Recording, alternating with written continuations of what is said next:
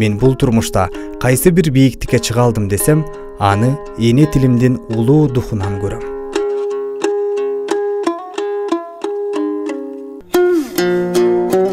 Айтматов өз доорунун жана азыркы доордун чыгармалары эң көп окулган жазуучуларынын бири.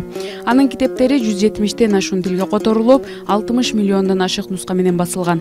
Айтматовго дүйнөдөгү 150дөн ашуун тилге которулган Жамиля повести дүйнөлүк атактан калып келген. Жазуучунун 60-80 жылдардагы Бетме-бет, Биринчи мугалим, Саманчынын жолу, Ак кеме, Эрте келген турналар, Кылым карытар бир күн, Кыямат сыяктуу чыгармалары маданий маанидеги дүйнөлүк окуяга айланып, Чыңгыз Айтматовду рухий турмушту эң татаал абалда чагылдырууга жөндөм чыгы жеткен жаңы типтеги сүрөткер катары тааныткан. Анын чыгармаларында улуттук колорит, азыркы учурдун актуалдуу маселелери, адамдын руханий жана адептик маңызы, акыйкаттыкты эңсөө, адамгерчиликкө умтулуу өзгөчө байкалат. Чыңгыз Айтматов 20-кылымдын улуу жазуучусу, маданияттын сактоочусу жана гуманизмдин чечкиндүү коргоочусу болуу менен кыргыз тилин жана өз маданиятын кайра жаратуунун зарылдыгы жөнүндө айтып, элдин улуулугу анын тили менен маданиятында экендигин баса белгилеген. Ал элибиздин түбөлүктүүлүгү эне тилинде. Тил улуттун кубанса кубанычы, кайгырса кайгысы жана акыл-эси. Тилсиз улут болбойт. Эне тил элдин автопортрети деп айтып кеткен. Тил жөнүндө сөз эң оболу улут жөнүндө сөз дегендик. Кайсы улут болбосун, анын түбөлүктүүлүгү тилинде. Кыргыз тили кыргыз баласына эненин сүтү менен бир келген катары кабылданат. Тилге кыянатчылык кылуу демек, ал улутка кыянатчылык кылган менен тең катар бааланышы керек.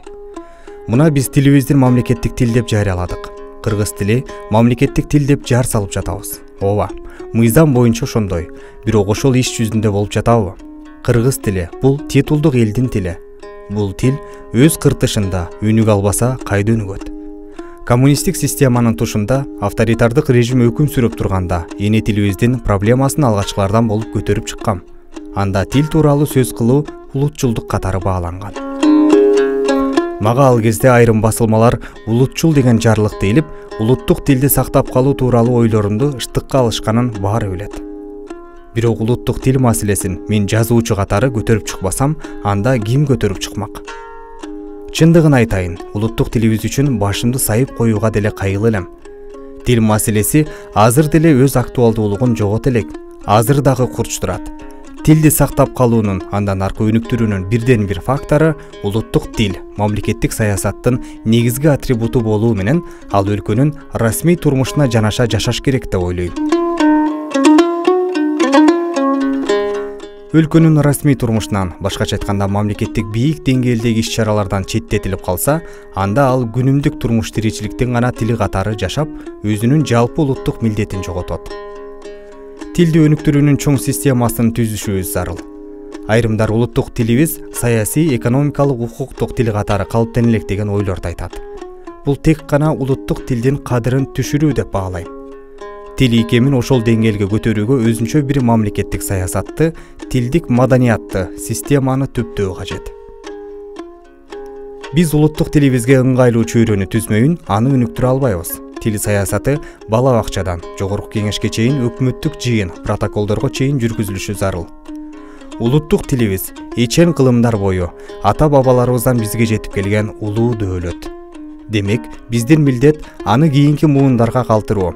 Эгер биз тилибизди ыйык тутуп, кийинки муундарга жеткире албасак, тил гана эмес, улут дагы жоголуп кетет.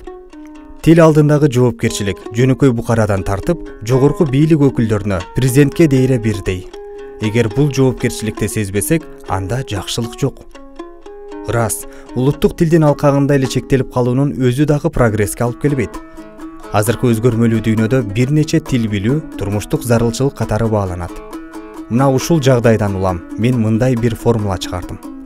Азыр эки үзөңгүнүн заманы, эки үзөңгүнү темирмейин, алдыга жылалбастыгыбызды эстен чыгарбайлы. Тил адам ааламынын алака мейкиндигин кеңейткен касиеттүү күч. Кыргыз тили мен үчүн мекен, эне, киндик кан тамган жер сыяктуу эле ыйыктын ыйыгы. Чыңгыз Айтматов ташкындаган таланты, курч калеми менен кыргыз элин дүйнөгө таанытты. Атагы жер жүзүнө тараган Айтматов ааламын кыргыз тилсиз элестетүү мүмкүн эмес. Ал кыргыз деген сөз менен Чыңгыз деген ысымды ажыракыс бир бүтүндүккө айлантып кетти.